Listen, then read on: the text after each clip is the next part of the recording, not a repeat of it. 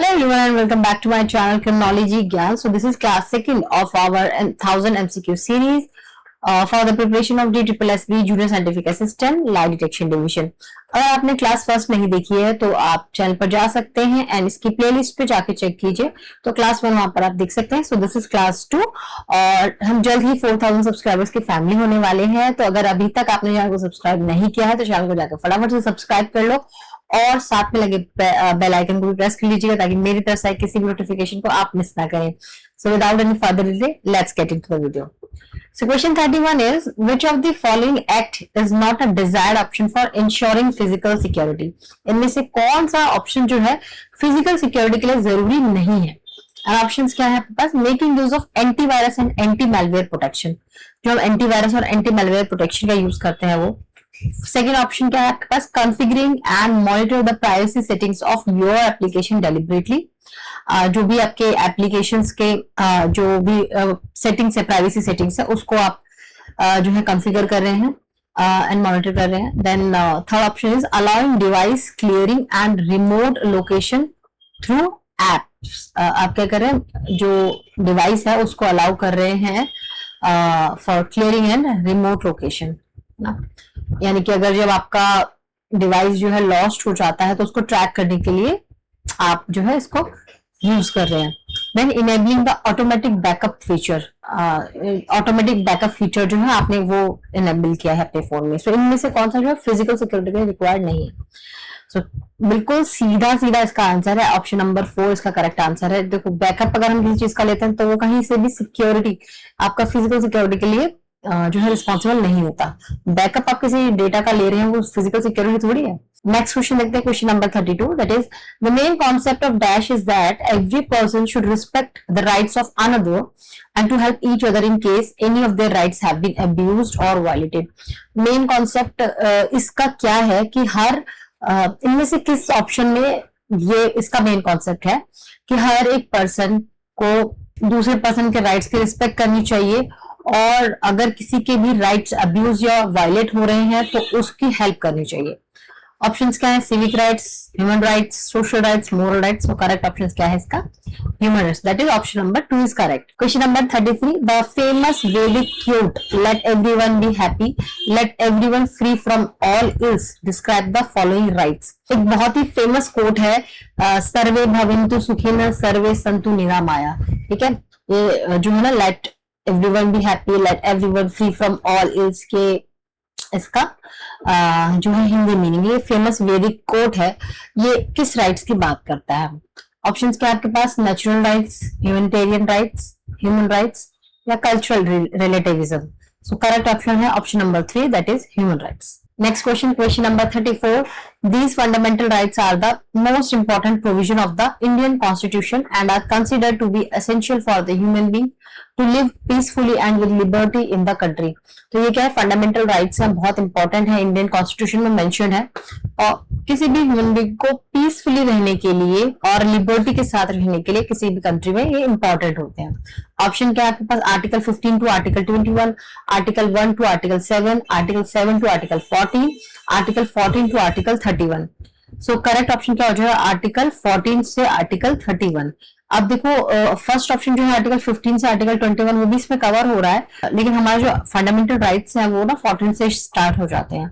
तो correct option और जो मेजर कवरेज है सारे आर्टिकल्स का वो आर्टिकल 14 टू आर्टिकल 31 होगा and correct option option number 4 है. इसके बारे में थोड़ा जान लेते हैं क्योंकि फंडामेंटल राइट बहुत इंपॉर्टेंट पार्ट है और एग्जाम में जरूर पूछा जाता है. तो आपको थोड़ा बेसिक आइडिया होना चाहिए फंडामेंटल राइट्स के ऊपर. फंडामेंटल राइट्स जो है पार्ट 3 में मेंशन है इंडियन कॉन्स्टिट्यूशन के और इसमें आर्टिकल 12 से लेकर आर्टिकल 35 तक जो है फंडामेंटल राइट्स कवर होते हैं. एंड इसके अंदर जो बेसिक ह्यूमन राइट्स की हम बात करते हैं तो 6 ह्यूमन राइट्स हैं. Right to equality, right to freedom, right to equality जो है आर्टिकल 14 से 18 तक कवर करता है. देन राइट टू फ्रीडम जो आर्टिकल 19 से 22 तक कवर करता है. Then right against exploitation article 23 and 24 है. Again right to freedom of religion article 25 से लेकर 28 है। Then cultural and educational right जो है आर्टिकल 29 और 30 है। Then right to constitutional remedies article 32 है। अब आप यहाँ पर सोचेंगे कि आर्टिकल 31 कहाँ चला गया ना, 29 30 हो गया, उसके बाद डायरेक्ट 32 आ रहा है, 31 कहाँ गया। सो पहले जो है ना इसमें एक और राइट था, राइट टू प्रॉपर्टी का, जो कि अब हटा दिया गया है, जो कि आर्टिकल 31 के अंदर कवर होता था, लेकिन उसको अब राइट की तरह नहीं लिया जाता, इसलिए उसको अब हटा दिया गया है। ठीक है, आपसे ये भी क्वेश्चन पूछा जा सकता है। Next question, question number 35, according to the constitution of India which of the following is not a human right, इनमें से कौन सा जो है ह्यूमन राइट के अंदर नहीं आता है। ऑप्शन क्या है, right to health care, right to equality, right to freedom of religion, right to freedom. So obviously अभी हमने सारे राइट्स पढ़े हैं, तो हमें पता है right to health care is not a human right. Next question, question number 36, upgrading the locks on your doors, windows, sheds and outbuildings, fitting sash jammers to vulnerable doors and using secure passwords to prevent criminal hacking your online accounts are the measure of। जब आप अपने doors को, door के locks को upgrade करते हैं, Windows को upgrade करते हैं, शेड्स और आउटबिल्डिंग्स को अपग्रेड करते हैं, जैमर्स फिट करते हैं to vulnerable doors and secure passwords का यूज करते हैं ताकि क्रिमिनल जो है आपके ऑनलाइन अकाउंट्स की हैकिंग ना कर ले, ये सारे जो तरीके हैं ये इनमें से किसके अंदर आएंगे। ऑप्शंस क्या है आपके पास, reducing the means, target hardening, reducing the pay off, target removal. So ये सारे जो ऑप्शंस है ना जो आपके क्वेश्चंस में दिए गए हैं, ये सभी जो है टारगेट हार्डनिंग का पार्ट है, और ये सारा जो हम ना कहाँ पे पढ़ सकते हैं, किस टॉपिक के अंदर पढ़ सकते हैं, क्राइम प्रिवेंशन के जो टॉपिक है ना, या फिर सीपीटी जो होता है, crime prevention through environmental design, इन टॉपिक्स में आप इनको पढ़ सकते हैं। Next question, question number 37, locking your doors and windows to both your house and your vehicle, ensuring that fencing, hedges, walls and other boundary treatments are in a good state of repair, and putting a security system in place at a commercial site, entry barriers, security guards, ID cards are the measures of। जैसे कि आपने क्या किया, अपने vehicle और house का door and Windows को lock कर दिया, फेंसिंग को आपने इंश्योर किया, वॉल्स बाउंड्री सबको इंश्योर किया कि सब अच्छे स्टेट पे हैं, एंड आपने क्या किया, जो सिक्योरिटी सिस्टम है उसमें एक सिक्योरिटी सिस्टम भी लगाया, उस कमर्शियल साइट पे सिक्योरिटी सिस्टम लगाया, जैसे कि एंट्री बैरियर्स हो गए, सिक्योरिटी गार्ड्स हो गए, आईडी कार्ड्स हो गए, ये सारी चीजें आपने यूज करी as a security system. Options क्या रहने वाले हैं, target removal, environmental changes, access control या सर्विलेंस। तो करेक्ट ऑप्शन जो है ऑप्शन नंबर 3 है, क्योंकि इन सभी तरीकों से हम क्या कर सकते हैं, एक्सेस कंट्रोल कर सकते हैं, कौन सा जो पर्सन है जो इसको एक्सेस दिया जा सकता है और कौन से पर्सन है जिनको हमें एक्सेस नहीं देना है। तो ये सारे बैरियर्स जो है, एंट्री बैरियर्स हो गए, सिक्योरिटी गार्ड्स हो गए, आईडी कार्ड्स हो गए, ये सब उसी के थ्रू हम देख पाते हैं। Question number 38, dash is a mental health condition that's triggered by a terrifying event, either experiencing it or witnessing it। वैसे इनमें से बोला कि इनमें से कौन सा जो टर्म है that is for use for mental health condition, जो कि ट्रिगर हो जाता है कब, जब आप किसी टेरिफाइंग बहुत डरावने इवेंट को आप या तो एक्सपीरियंस करते हैं, विटनेस करते हैं। फॉर एग्जाम्पल, जैसे आपके सामने बहुत ही भयानक सा रोड एक्सीडेंट हो गया, जहां पर आपने विक्टिम को देखा कि उसकी इतनी भयंकर कंडीशन थी and the person almost died, मतलब person died on the spot. ये जो इवेंट है किसी भी पर्सन के लिए टेरिफाइंग हो सकता है। तो एक पर्सन जो है वो काफी टाइम तक उसी चीज को, उसके दिमाग में फ्लैशबैक्स आते रहते हैं इसी चीज के। ठीक है, तो इनमें से वो क्या है ऑप्शंस में, इसको हम इनमें से क्या जो है करेक्ट वर्डिंग्स बैठेंगी इसके लिए। ऑप्शंस क्या आपके पास, post traumatic stress disorder, pre traumatic stress disorder, post traumatic stress deficiency या post traumatic sufferers disorder. So correct option क्या हो जाएगा, option number 1 that is post traumatic stress disorder. Next question, question number, और ये जो topic है ना आपका पीटीएसडी वाला, ये आपको विक्टिमोलॉजी के अंदर आराम से देखने को मिल जाएगा, है ना। नेक्स्ट क्वेश्चन की हम बात करते हैं, question number 39, which act of legislation deals with the economic crime and evasion of excise. कि कौन सा लॉ जो है इकोनॉमिक क्राइम और इवेजन ऑफ एक्साइज के बारे में बात करता है।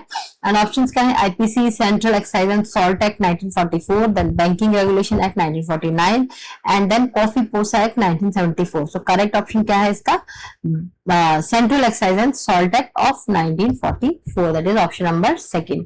Next question, question number 40, economic offences होते हैं जैसे कि counterfeiting of currency, financial scam, fraud, money laundering etcetera. ये वो क्राइम है जो कि बहुत सीरियस नेचर के हैं और ये किस चीज को इम्पैक्ट करते हैं? Nations law and order, nations heritage, nations security and governance या nations economy. So correct option जो है ऑप्शन नंबर 3 है, that is nations security and governance.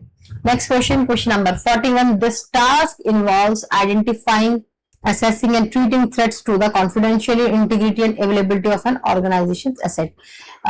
जो ये जो टास्क है, इनमें से जो हमें नीचे ऑप्शंस में वर्ड्स दे रखे हैं, इसमें बोला गया है कि इनमें से किसका काम ये है कि जो भी ऑर्गेनाइजेशन के एसेट्स हैं उनको एसेस करना, और कोई भी अगर किसी भी तरीके का थ्रेट है तो उसको जो कॉन्फिडेंशियलिटी मेंटेन करके रखना, इंटीग्रिटी और इंटीग्रिटी देखना एंड अवेलेबिलिटी देखना। ठीक है, तो ऑप्शंस क्या आपके पास? Information security risk management, information security framework या information security policies, then information security task force. तो करेक्ट ऑप्शन क्या हो जाएगा? Information security risk management, that is option number 1।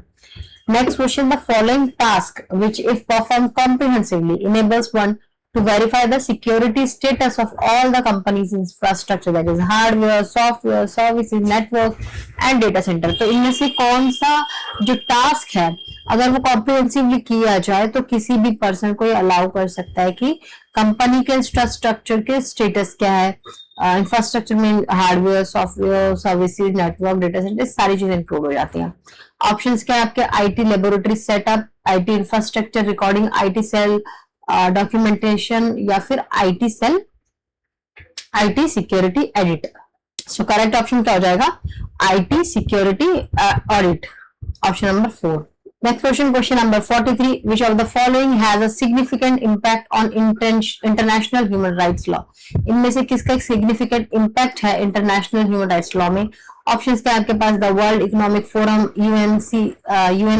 UNHCR, the Human Refugee Agency, then the United Nations, they have World Conference on Human Rights. So option number 4 is correct, that is World Conference on Human Rights. Next question, question number 44. NHRC of India is a unique institution because it is one of the few national human rights institutes in the world whose chairperson is that। तो NHRC जो है India का, वो एक unique institution है क्योंकि ये बहुत कम नेशनल ह्यूमन राइट्स इंस्टीट्यूट्स में से है जहां पर इन द वर्ल्ड एक्चुअली, जहां पे चेयरपर्सन जो है कौन होता है? Prime minister of India, former defence minister, former chief justice of the country या former law minister. So correct option है option number 3, that is former chief justice of the country. Next question, question number 45. Now this section defines human rights as the rights relating to the life, liberty, equality and dignity of the individual guaranteed by the constitution or embodied in the international conventions and enforceable by courts in India। तो ये क्या कर रहा है? ये जो section है ये क्या डिफाइन कर रहा है? ह्यूमन राइट्स को डिफाइन करता है। कैसे? ये वो राइट्स हैं जो कि life, liberty, equality and dignity of an individual से रिलेटेड होते हैं, जो कि हमारे कॉन्स्टिट्यूशन गारंटी देता है इस चीज की कि आपके ये जो राइट्स हैं इन्फ्लुएंस नहीं होंगे। और embodied in the international convents, हमारे जो कॉन्स्टिट्यूशन है उसके अलावा जो है इंटरनेशनल कॉन्वेंट्स भी होते हैं जिसमें ह्यूमन राइट्स को डिफाइन किया गया है। सो ऑप्शंस क्या है इसके अंदर? Section 2(1)(d) of the PHR act, section 3(1)(d) of the PHR act, section 4 का क्लॉज 1 एंड देन सेक्शन 5 का क्लॉज 1। सो करेक्ट ऑप्शन हो जाएगा option number first, that is section 2 clause 1। Now in research methods या in research methodology hypothesis जो है 2 forms में लिखी जाती है। वो 2 फॉर्म्स कौन कौन सी है? ऑप्शंस क्या आपके पास? डिस्क्रिप्टिव शॉर्ट, फॉर्मल इनफॉर्मल, नल अल्टरनेटिव या फॉर्मल लेटर। तो जो हाइपोथेसिस है वो नल हाइपोथेसिस होती है और अल्टरनेटिव हाइपोथेसिस होती है। तो ऑप्शन नंबर 3 जो है करेक्ट है। Next question, question number 47। Research methods are specific procedures for collecting and analyzing data that leads to following types of analysis except one। तो जैसे हम रिसर्च मेथड जो भी चूज करते हैं वो बहुत स्पेसिफिक प्रोसीजर होते हैं जहां पर हम डेटा को कलेक्ट करते हैं, देन एनालाइज करते हैं, और जो टाइप ऑफ एनालिसिस है वो इनमें से ये सारे हैं एक्सेप्ट वन। सो ऑप्शंस क्या है? Qualitative and quantitative, primary and secondary, descriptive and experimental, then affirmative and assertive. तो करेक्ट ऑप्शन जो है ऑप्शन नंबर 4 हो जाएगा, अफर्मेटिव एंड असर्टिव। ऐसा कोई जो है एनालिसिस टाइप ऑफ एनालिसिस नहीं होता। Question number 48। The scientific research in several disciplines including DNA, ballistics, fingerprint analysis, trace evidence and digital among others come under the scope. ये जो हमने सारी डिसिप्लिन पढ़े, डीएनए, बैलिस्टिक, फिंगरप्रिंट एनालिसिस, ये सारे जो है किस किस स्कोप के अंदर आते हैं? ऑप्शंस के आपके पास क्रिमिनोलॉजी, फॉरेंसिक्स, malware analysis या cipher attack. Correct option क्या हो जाएगा? Option number 2, that is forensics. Next question, question number 49. This branch deals with the handling, examination and evaluation of dental evidence in criminal justice cases. तो ये जो branch है वो क्या करता है? हेल्प करता है हैंडल करने के लिए, एग्जामिन करने के लिए, इवेल्युएट करने के लिए ऑफ डेंटल एविडेंस. किसी भी क्रिमिनल केस में अगर दांतों से रिलेटेड कोई एविडेंस मिल जाएगा तो ये जो ब्रांच है फॉरेंसिक की वो असिस्ट करती है इसमें. The experts in this area are involved in assisting investigative agencies to identify recovered human remains in addition to the identification of whole or fragmented bodies. Options क्या आपके पास? forensic odontology, forensic anthropology, forensic astronomy, then forensic epidemiology. So correct option क्या हो जाएगा? forensic odontology. Next question, question number 50.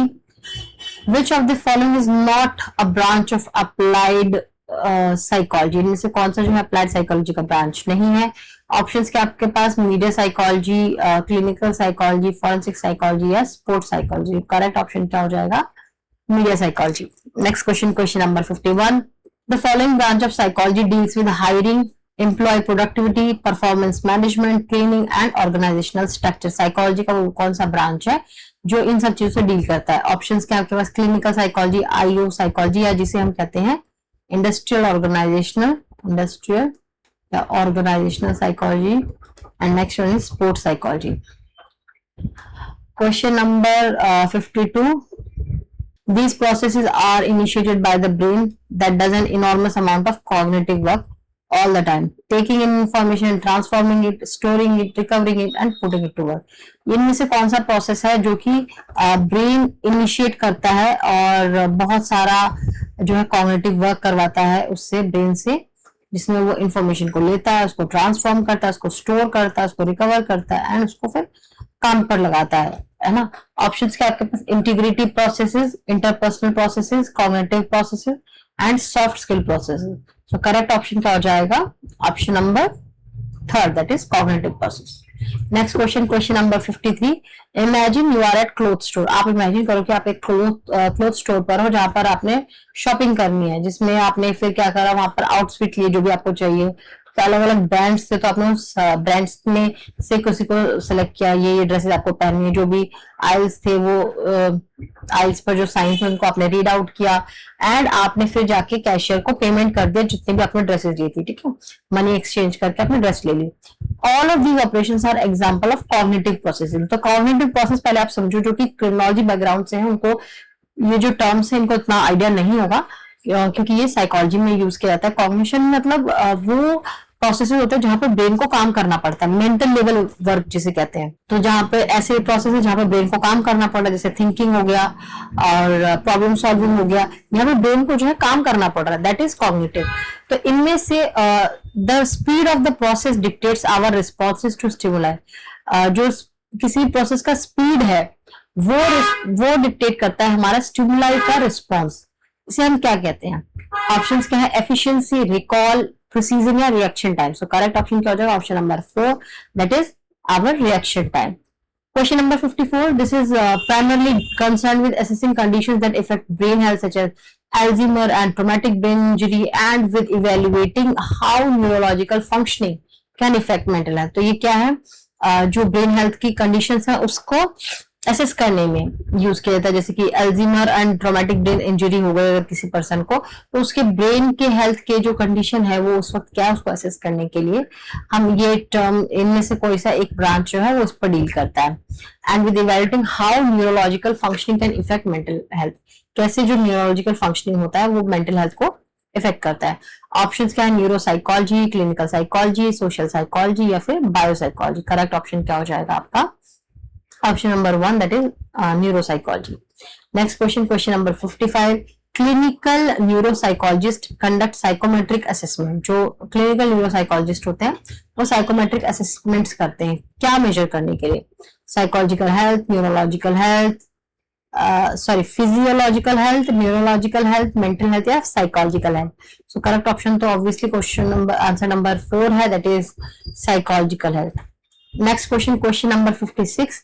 Which of the following is a non cognitive process? इनमें से कौन सा जो है नॉन कॉग्निटिव प्रोसेस है? कॉग्निशन मैंने आपको बताया जिसमें मेंटल लेबर वर्क की जरूरत पड़ती है. तो अभी इनमें से कौन सा होगा? इंटीग्रिटी, अटेंशन, परसेप्शन, लर्निंग में से ऑप्शन नंबर 1 इंटीग्रिटी, जो ऑनेस्टी से हम रिलेट करते हैं.